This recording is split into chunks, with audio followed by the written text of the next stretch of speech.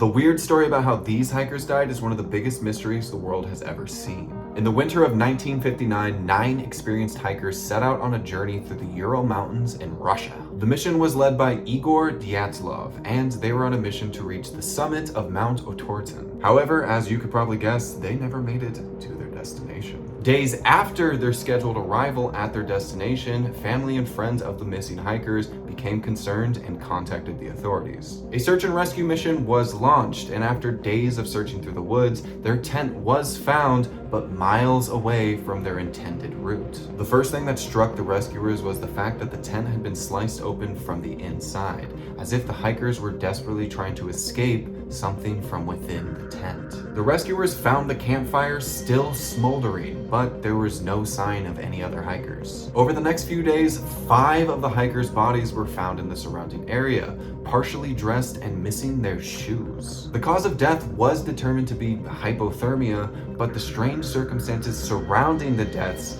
left many unanswered questions. Like, what sent 9 experienced hikers into a seeming panic? How did they all get separated, and where were the 4 missing hikers? Months later, when the snow had finally melted, the other 4 bodies were finally discovered, buried under meters of snow. Autopsies revealed that 3 of them had died from blunt force trauma, including skull fractures and broken ribs, while the cause of death for the 4th remains unknown. The injuries were so severe that they were consistent with those that one would sustain during a high-speed car crash. Remember, this is just middle of nowhere in the Russian mountains. This mystery surrounding the Dyatlov Pass incident only deepened as the investigation progressed. The clothing of some of the victims was found to have high levels of radioactive contamination, leading to speculation about the involvement of military or government experiments. And remember, this is 1959. This is the peak of the Soviet Union.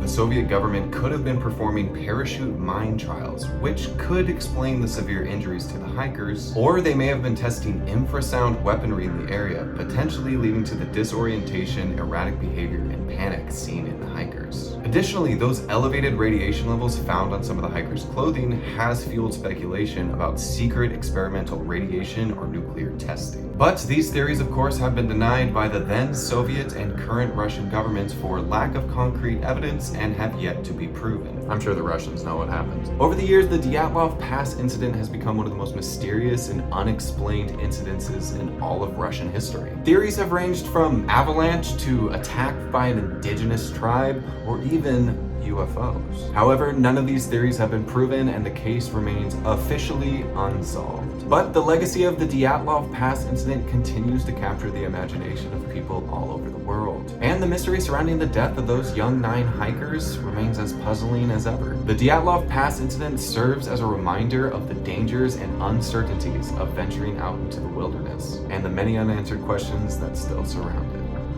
I blame the Russians.